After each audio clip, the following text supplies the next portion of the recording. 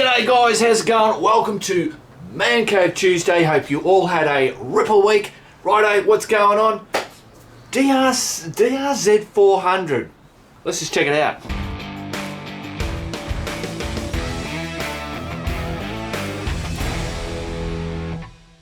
Rightio guys, so this is a DRZ400, or if you're in America it's a DRZ400. This has been loaned to me by Sharpie, a local bloody bloke here. Good on you, thanks Sharpie. He just heard the podcast where I was talking about, you know, getting a lighter bike and all that kind of stuff, and I've been talking about the DRZ400. It begs the question, let's talk about it. Are we too focused on looking at new bikes and not at past bikes or old bikes models? We're just so focused, you know, what's the latest, greatest, newest thing out there, and of course that's what gets publicised and all that kind of. I'm just shooting from the hip, guys. Well, like here's a DRZ400. Oh, I love that little jump. Old as fuck. And I tell you what, whoa, we'll just go slow through that. Whoop. Now, a better rider on this, if I was on a KTM 690, and let's say Chappie's on one of these, he's gonna outride me every day of the fucking week. I couldn't keep up to him on a KTM 690, and him being on one of those. I mean, just the grunt out of this thing. And I tell you what, it's light, wee, and nimble, way more than the DR650 for sure. I can feel it straight away. Oh, I don't know. I've got to check that out. Good. Oh, went the wrong way. Hang on. Righto. Here's a bit of a hairy. Opa! Now, there's a difference on this bike as opposed to the 650. Is that it is taller. I'm 6 foot, so you know I can get away with it, but that's the only tricky bit. Apart from the tallness, man, this is an awesome bike.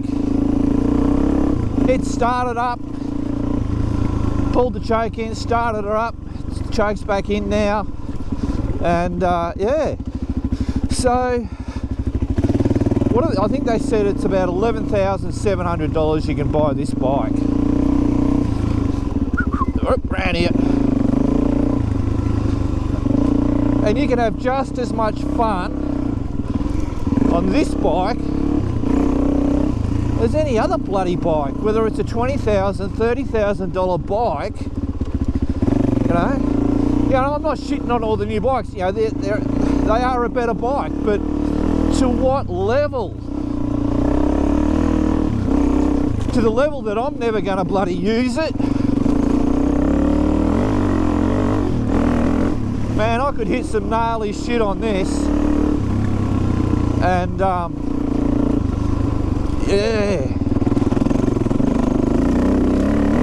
Yeah, Sharpie said to thrash the shit out of it. He's not precious. He's also got a cut. The KLR 650 doesn't have covers on it. He never washes it.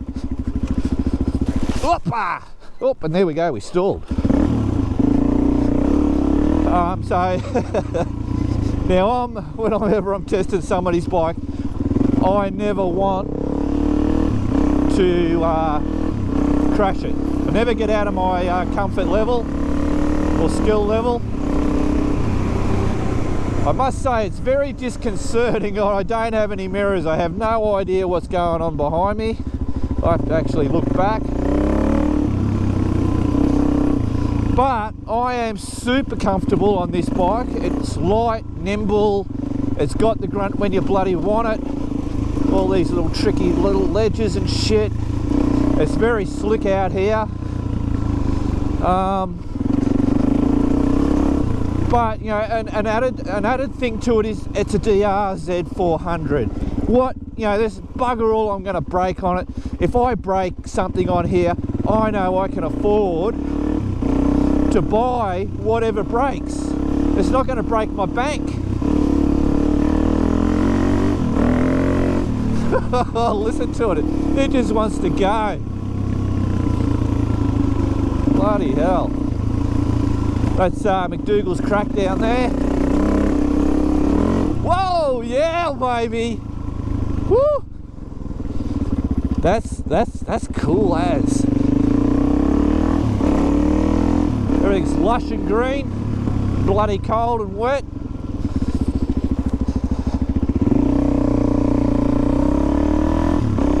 Right, I'll see you up at the Twisties. Righto, Twisties, here we come. Got to take a little bit easier because it's a bit damp. I don't know the tyres. Look, apparently it's telling me, drive safely.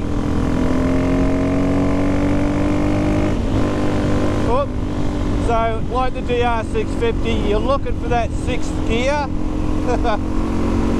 I don't know what speed I'm doing. The cable's not connected. Like I said, Sharpie's not precious. He's a good old boy.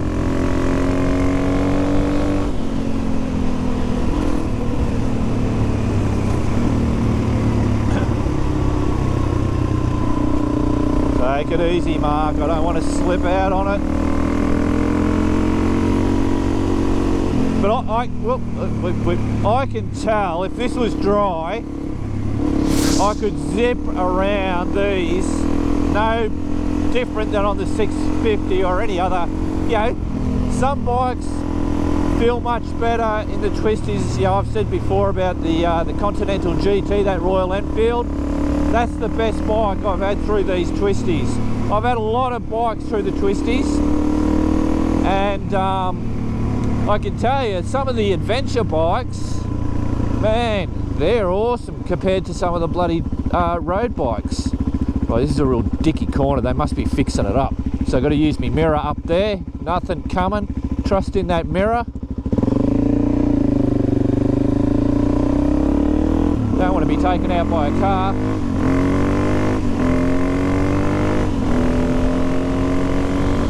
Oh, hang on, slow down, man. Fuck, 40s. 40 zone. I'll get off this black top.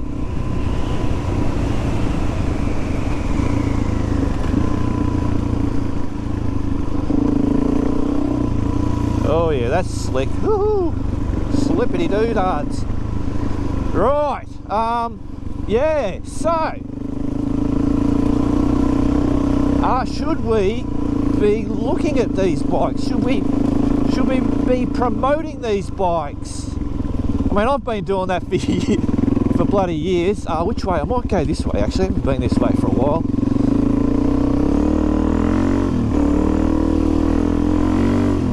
Be pushing these old bikes, saying, I don't know, you're a rock star if you ride a DRZ400, man. You know, like I said, I'm just talking shit here, but you're a man, a real man, if you ride a DRZ400 or a DRZ650, a DRZ650, you idiot, DR650, or a fucking, I don't know, a Yamaha WR250. Now obviously the DR650 can't buy brand new anymore. There's plenty about, but this is a little bit too sedate for this type of bike. Let's see what's around here. Around here. But this bike you can still buy brand new. Oh, there's a four-wheel drive up there. Righto, get out of there.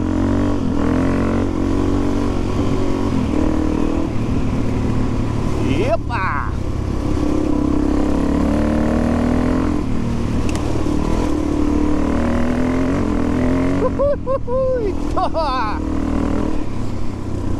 Yep, but so suspension wise, not a problem. You hit those little bloody gutters and shit, it handles it like it's been doing it for the last fucking 50 years. I know it hasn't been around for 50 years, but you know what I'm saying. So what, you know, we're worried about, we did on the podcast saying about, are we the last generation of people, because it's so hard to get a bloody license, it costs a fortune. Everybody's promoting, you know, you got to have the best of the best fucking gear because protection and safety this and safety that. Don't get me wrong, I'm all about safety, but oh, it's just a, no, this is a track, this is not a walking track. All this sludgety wudgeties. You know, and then you got to get the fucking best bike and the newest bike. You know, look at Alistair on the bloody Gas 700. Way!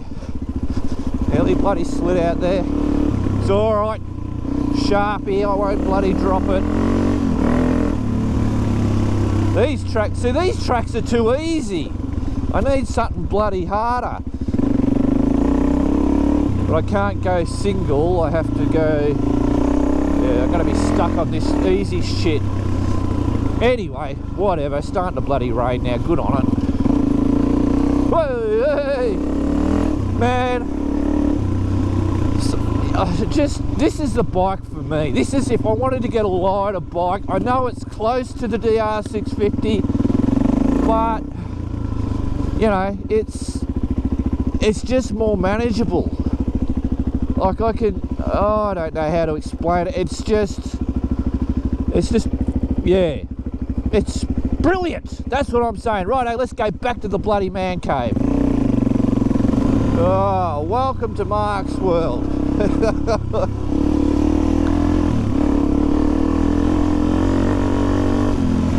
Crazy, bloody peeing down on me. Righto, try and get home as bloody quick as I can.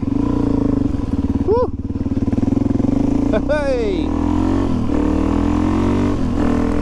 Well, there you go, guys. So that's the DRZ400. Exactly like what I thought. I've ridden them before, but not quite extensively. Not that that was really an extensive ride or whatever, but just with my experience now, it was many years ago. And as your experience changes, the better you, I don't know, obviously you can ride better or whatever, or experience the capabilities of the bike. So what I was saying about yeah, I don't know, should we be proactively saying that these bikes, these older bikes, are still great bikes? You'll still have fun. Buy a cheap bloody second-hand one. Get just some decent, ordinary bloody protection. You don't have to get a $1,000 helmet. This was most probably $199. You can get bloody a decent helmet. It's approved for $100. And then get out and bloody have fun on them. Go camping on them. Just ride some bloody trails. Whatever. You know, is there a certain thing with younger generation where they, you know, I need to have a KTM. I'll keep picking on KTM. You could fucking name anything. You know, the more expensive, flashier new bikes. KTM's just an easy one to pick on. Most of the guys know that. Yeah, and they go, oh, I've got to, you know, I can't get a bike because, you know, I can't afford one, because they're looking at the fucking KTM, not getting a second-hand or even a brand new bloody DRZ400 for $11,700 and go ride it with their mates or whatever. I don't know. I'm just talking shit. Righto. Get out of here. Okay, I'm calling it the urn because it looks like an urn. Something that you might put a loved one in, but in actual fact, it's a GEO Stash. Now, it's an International Roast coffee tin, custom made with a draw knob and a bit of wood to strengthen up the lid. Why? We're replacing the, what do you call it, Pride Rock one, because it's been getting moisture in that container. So I'm replacing it with this. I'm hoping that this is going to be watertight. Now, there is a trick with it. Well, not a trick, but it is hard to get the lid off. Maybe over time it might get easier.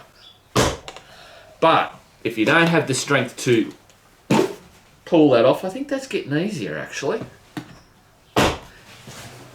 Make sure you've got something in your pocket, like my little knife thing that has that little lever to, like you would with a, pop it open like that. Right, okay, cool. So there's our notepad for you to write in. We've got a coaster, whole bunch of stickers in there. I've noted on there, please only take one.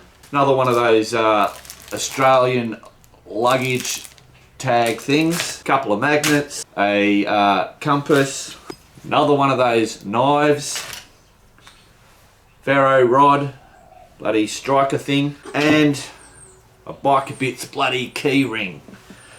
So that's all going in there.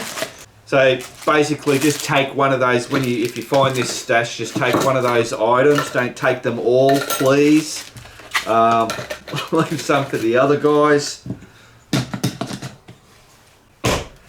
That will be, I'll hopefully get that done today or tomorrow, yes. Now, so the other GEO stashes, the Krusty Pit has been re-dropped into a new location, I think as I said last week.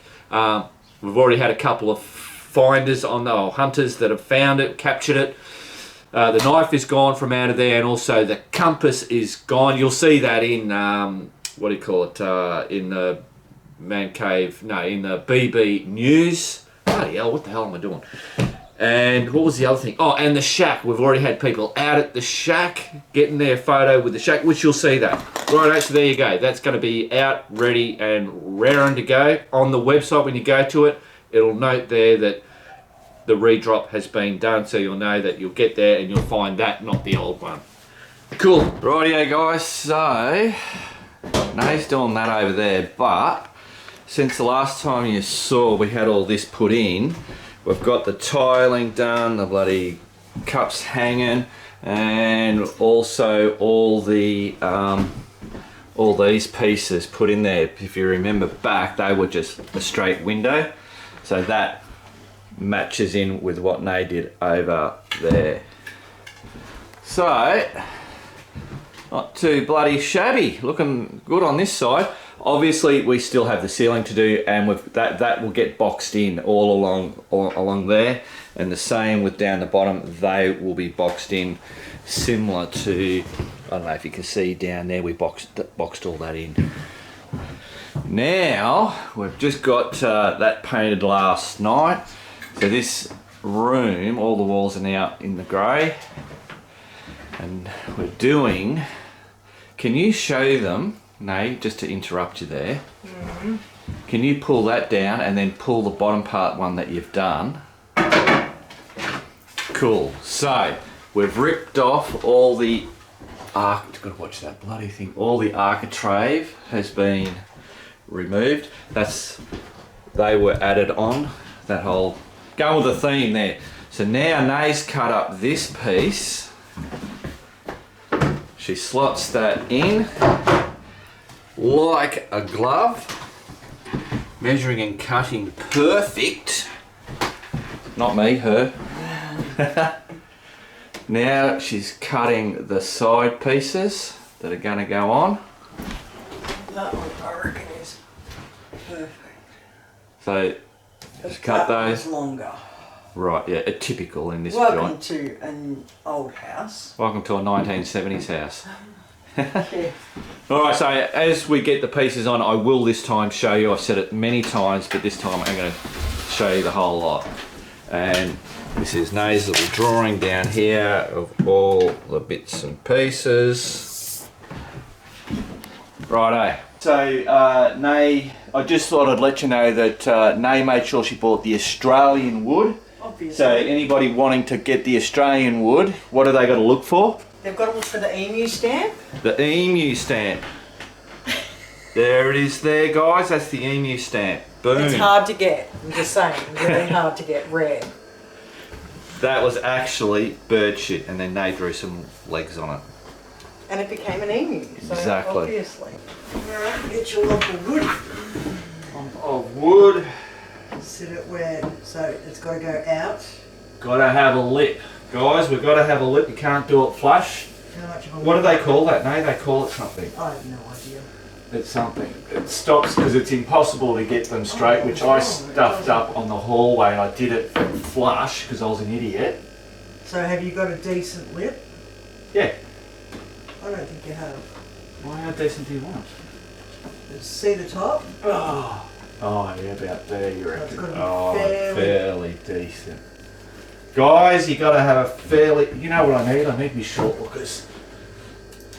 And tell me when I'm even. Oh, pick up there. Alright, cool.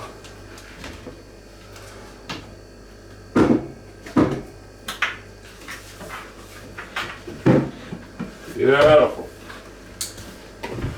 Bit of cutting and then we'll be back to you. Pencil. Rightio, so guys, the things have been cut and damn bloody short focus. Oh Jesus, almost smacked the light out of the ceiling. That's another thing we've got to do too, is change the light. It's a little fluorescent light. There.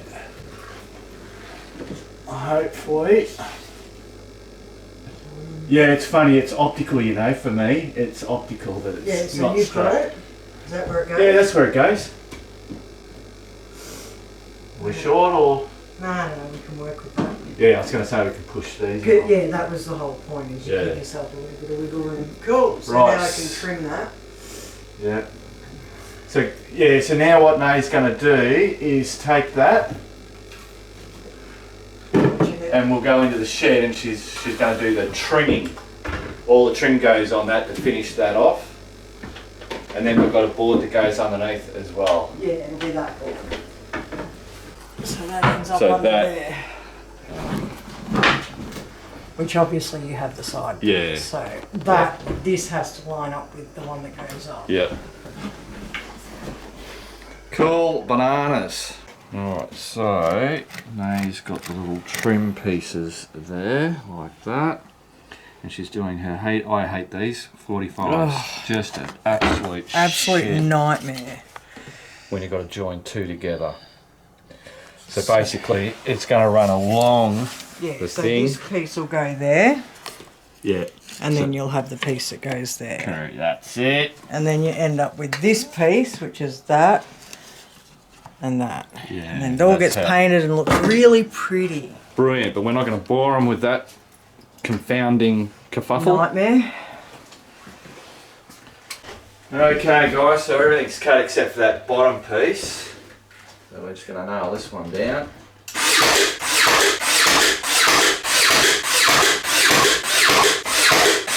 Ain't going anywhere. So now we do the sides, yeah? No, now we've got to sit the sides and then sit the top on it and then go from there. So, and that's right, they've got a, yeah. So you're not lining it up with the flashing or the trim, it's the board above. It's the board above, Yeah. so the middle one. So you just get yours to where you want it. Yeah, I'm pretty happy with that. Well, I'm happy this end too. Well then, nail some stuff together. Alright. It shouldn't go anywhere. It should be waiting so So the board has got to be close to the edge.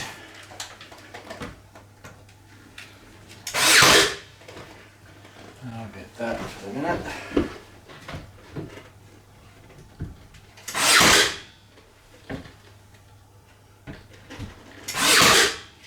Oh jeez, that just slipped out there, and that's That's the hardwood. all the way you angle the bloody, when you're close to the edge. Plus it hits the hardwood and shoots whichever way Yeah, it I wants. tell you, that hardwood is bloody hardwood. Concrete. Right, so, and that's the only hardboard that we've got. Yeah, you've got a fair bit of room. But then there's going to be one behind as well. Yeah, like I know there's a stud right there. So if I just put that back down, you still right with that? Yeah, just go with it. So I'm going to just try that there. Oh yeah, that might have hit a stud. I should get the stud. Well, we'll just look like. So I'm not going to hit that. I reckon that's too. No, if you go in here, you will. You reckon? Yeah. I don't know. I have no idea. Oh yeah. Yeah, that's getting that fucking oath it is. And then obviously guys, the next job is to putty all these. We'll put one coat on, or we putty first, do you reckon? Either. Yeah. It doesn't really matter. Because you sometimes have to come back and putty regardless of which way. Yeah. Alright, cool. So what I might do is I'll get the stud finder, find out where the studs are, and just put a couple up higher. So it doesn't have that. Yeah, because we do swing off things. So Yeah. make sure that it's well and truly attached.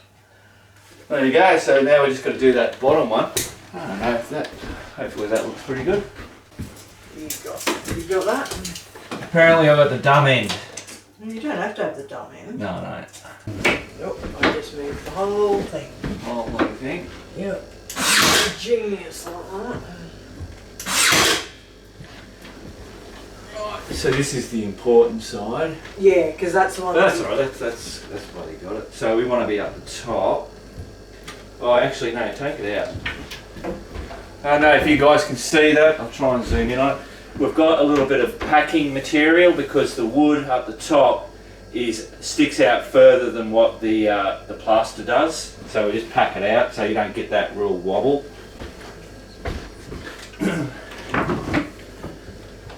Hit your end correct, obviously. Yeah, well, I'm pretty happy with that. Well, then just go with it.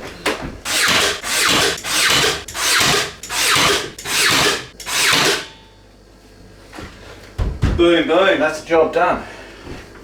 There we go, that's it. But that looks shit at the moment because we've got bloody... Not. No, it looks good, but it's not all white. Once it's all white, it will look good. That's all I mean.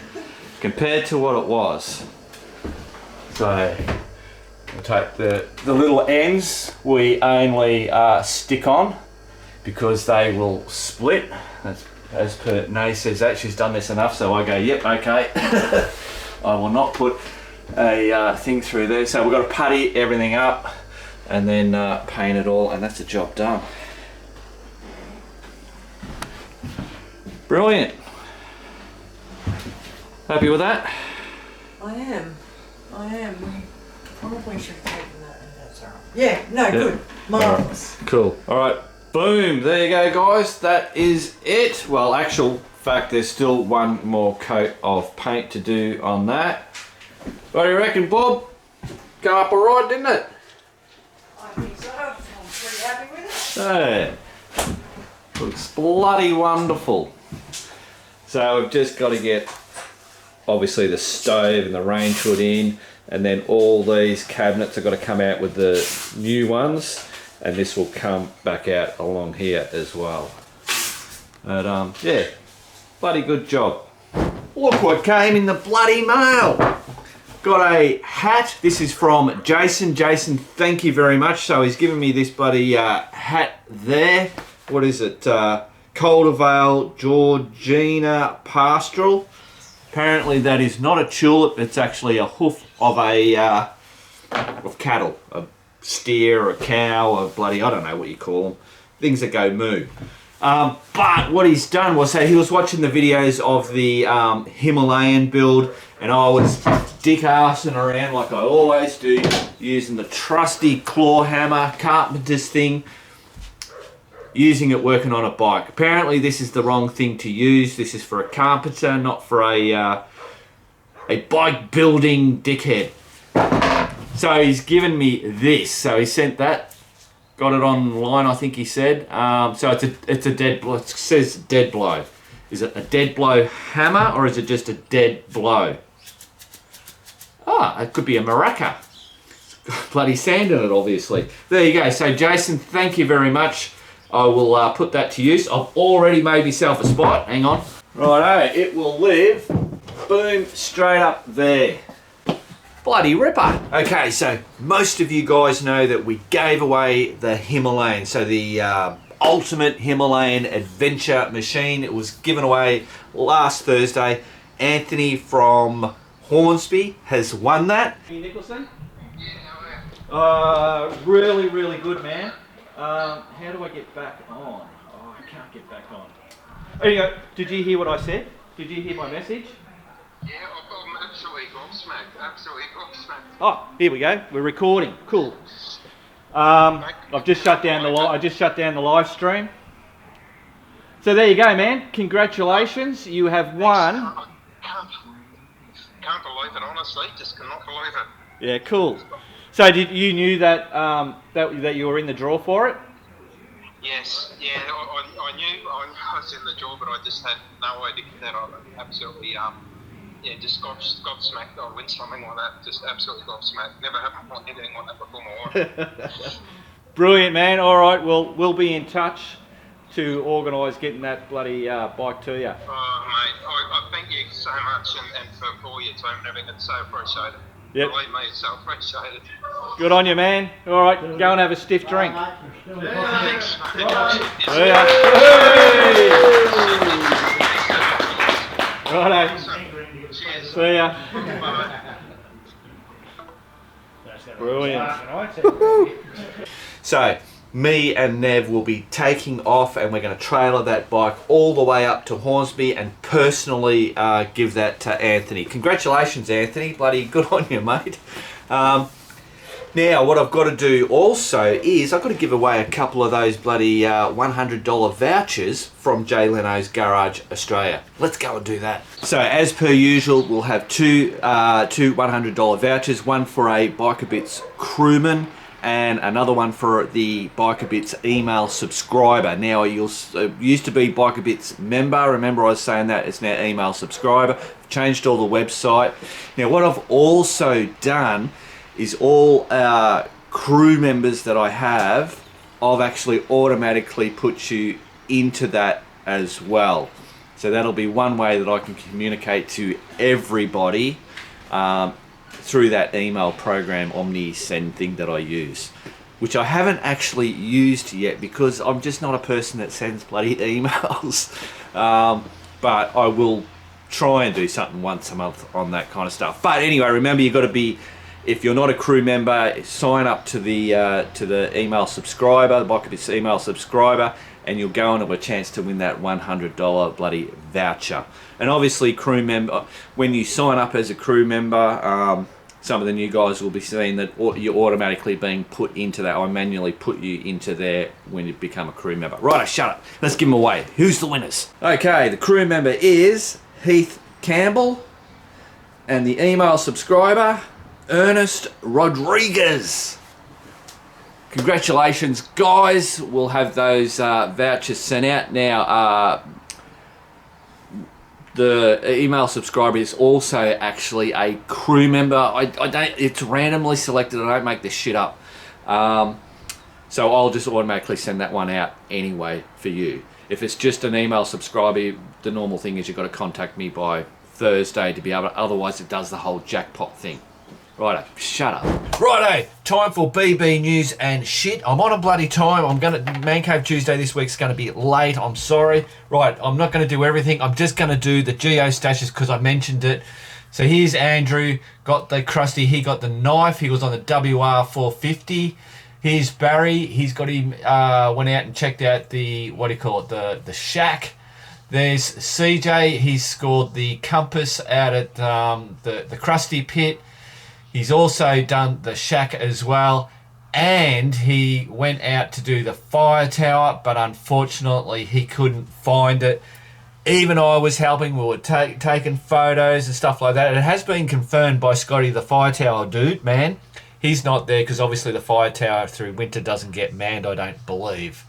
So I might have to do a run out there. I don't know whether I've got maybe the GPS. I know it is a hard one. There've been quite a few people that have found it, but I know a lot of people have had struggles with it. So I'm going to have to go back out there and see what the hell's going on, whether my GPS location is not quite right or whatever. Righto, back out. Well, there you go, guys. That is Man Cave Tuesday done and dusted for another week. Hope you all enjoyed it. Now, there won't be a podcast because we normally do that on Wednesday, and me and Nev are heading up to deliver this bike. Don't know how much, I don't know, I might be able to do some live stuff as we're going along or something like that, I don't know. And I don't know whether I'll have a Man Cave Tuesday. I'm sure I'll have something, but anyway, I will see you on this channel like usual. Righto, remember, keep on riding, and if you ain't riding, keep on keeping on.